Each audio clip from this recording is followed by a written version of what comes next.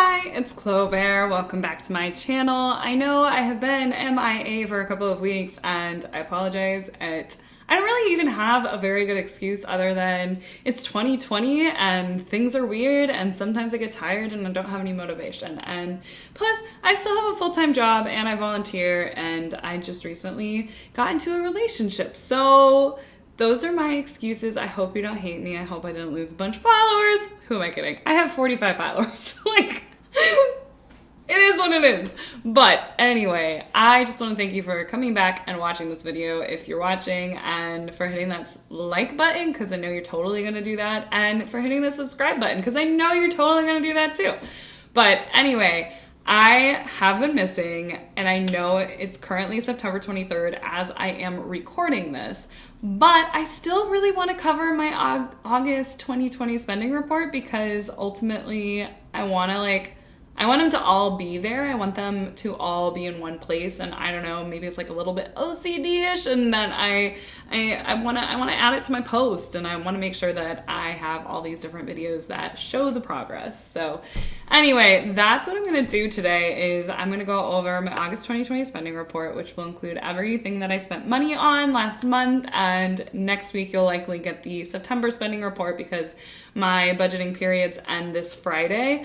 But we're gonna do it. We're gonna do it. I don't care that it's almost October. I'm gonna give you my August 2020 spending report now. I don't know what that was for. It was just, driving the point home. So thanks for watching. Like I said, like that little button down there, the like button, so that the YouTube algorithm knows that people are paying attention to this, and also hit subscribe if this is the kind of content you like to see. But let's get to it. So first of all, here is my categories. I don't know if I'm doing that right. That was the sound. But anyway, so as you can see, I truly effed up with groceries. It's really hard to not see that. But in groceries, I spent $344, which is way more than I usually spend. So I usually like to keep my spending between $220 and $250 for a month, but I went way over. And honestly, that's because I used Instacart, which I've been using the situation as an excuse to order groceries instead of going to the grocery store, even though it's $10 every time, pretty much. The way that I justify it is that I will think well, if I went into the grocery store, I'd probably spend an extra $10 on impulse purchases, so it really evens itself out. Does it? I don't know. I'm currently spending $344 on groceries a month, so it kind of seems like it might not be worth it. And also, I may or may not have spent about $60 just on on chocolate and hard seltzers last month. So that could be it. If you combine the $30 to $40 that I spent on Instacart delivery fees and tips and the hard seltzers and chocolate orders, I guess that's my extra $100 that I spent. So need to get better at that, but I'm also just feeling a little bit compassionate towards myself right now because it's a hard year and I'm feeling icky a lot, and chocolate and hard seltzers make it a little bit easier. So anyway, personally, I also spend a little bit more than I usually do. I usually spend about $100 a month, but this month last month, I had to pay for my sister's wedding bachelor, what's that called? My maid of honor dress. I had to pay for my maid of honor dress. And then I also had to pay for a gift for one of my coworkers' baby shower. So there was those two expenses, and that was all over $100. So that kind of explains the over $100 in personal. Transportation's a lot more expensive because my boyfriend lives up in the BFE, which if you don't know what that means, it's the... Can I curse on this? Oh, I can't curse on this! But it means that it's in the bum F Egypt. So he lives in the middle of nowhere. That's what I was trying to say. So in order to get there, as many of you know, I don't have a car. In order to get there, I now use rental cars. So we've kind of figured out a routine where he'll actually come get me now. But for a little while, I was using rental cars, and sometimes I will use rental cars. So those expenses are going up. And yes, I have already included it in my budget. Come on, you know me. Of course I've already included it in my budget, but anyway, so that is going to keep going up, unfortunately, but at the same time, I crunched the numbers and I realized renting a car on occasion is still cheaper than owning a car. So I would truly not like to never own a car again if that's possible, because it doesn't bring value to my life. It's just a constant expense. And it's just not something that I really enjoy having. So I'm trying to not have a car, but we'll see.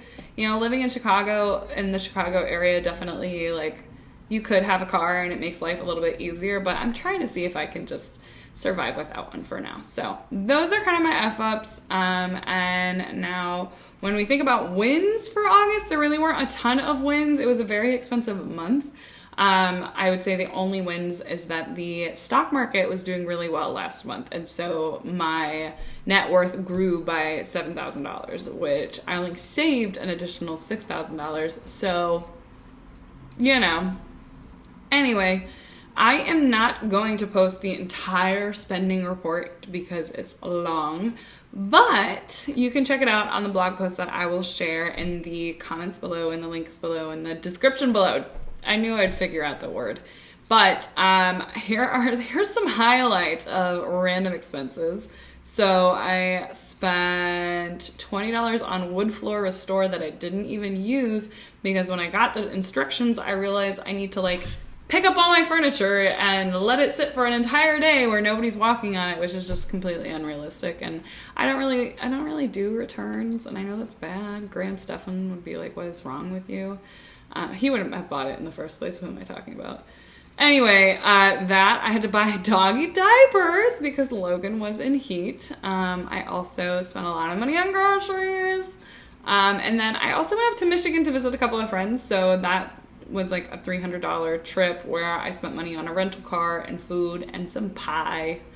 Because pie. It was a lake day. We needed pie. And then besides that, some other random purchases include resistance bands. I paid for tickets for a boat trip for a bachelorette party. And then my health and medical was more expensive too, because I not only had my $25 gym membership come out, which I had on pause for the last several months because of the situation, but it decided to come out again last month, and I then called and canceled it because clearly we're going to be doing Beachbody for a long time now. We're going to be doing workouts from home for a while. So I did that. I also, my Beachbody quarterly payment came out, which is $40. And now, though, my sister will be splitting that cost with me because we're both cheap. So we both will use the same account.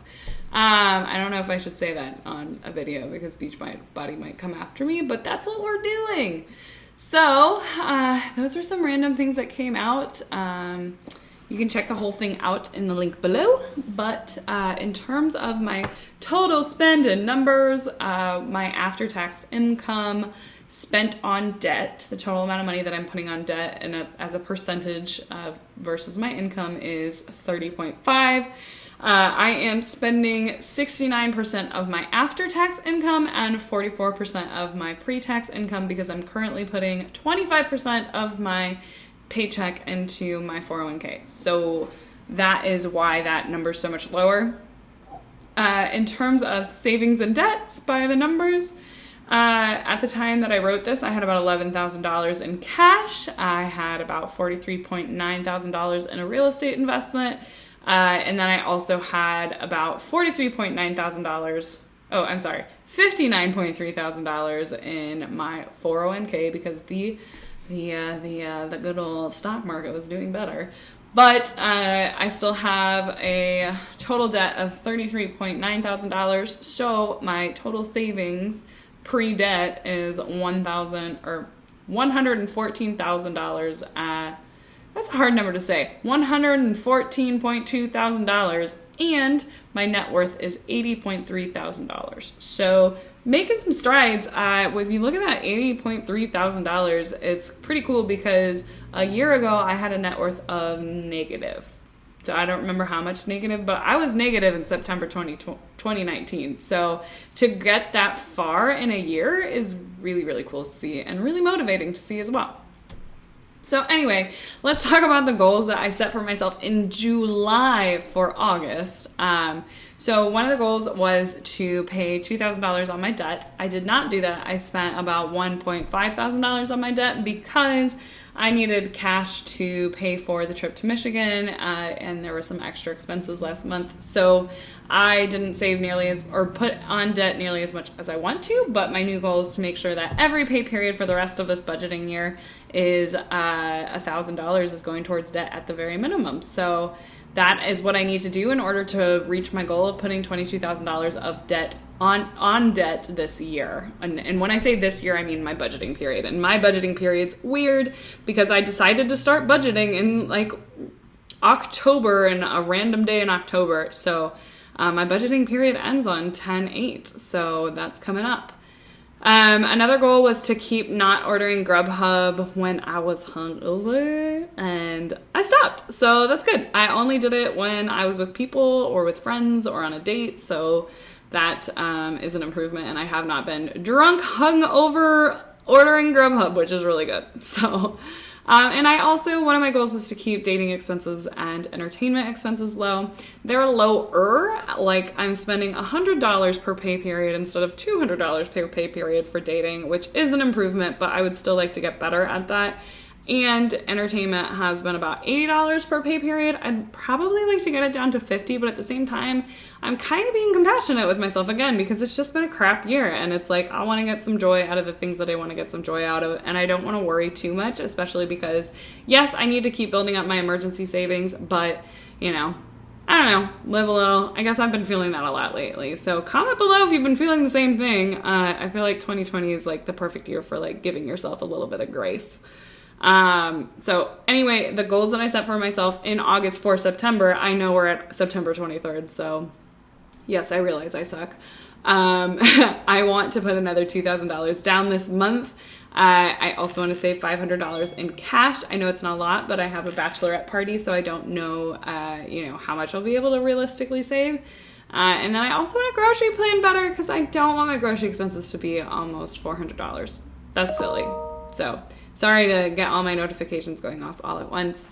But yeah, that's pretty much it, fam. So comment below if you're feeling the same thing, like you're feeling like it's hard to stay motivated in 2020 as it continues. I want to get out of that funk because, I certainly don't want to develop poor financial habits, and I don't think I'm going to. But, it's like, how do you balance the thing between treating yourself and enjoying your money and just like being strict and having no spend months and things like that, and making sure you're financially fit. So I think there is a balance. I think I generally achieve that balance, but yeah, let me know how you're feeling in the comments. Make me feel better. I would love that. So anyway, thanks again for watching. I'll be posting again soon with my September 2020 spending report, and I have some interesting things there. But thanks for watching, and as always, hit that like button and subscribe if this is the type of content you're feeling. So thanks again, and I'll see you next time. Bye!